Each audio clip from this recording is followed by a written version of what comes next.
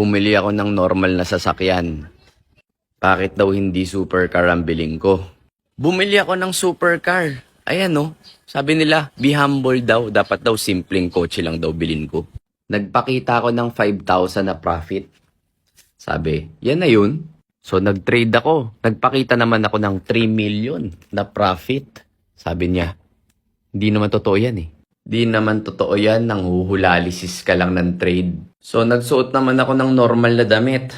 Sabi nila, broke ka naman pala eh. Pag naman ako nagsuot ng mga designer na damit tsaka nagsuot ng mga mamahaling relo, sasabihin naman nila, ang yabang mo naman. So gumawa naman ako ng YouTube channel at TikTok para syempre matulungan at ma-share ko yung alam ko. Nung shinare ko yung knowledge ko, ayun, tawag sa akin, scammer.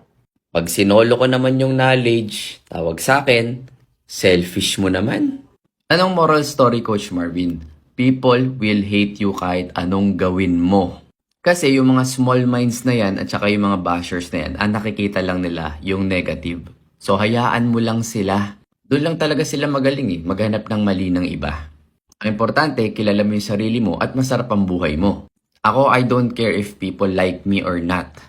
Because I like me. God bless.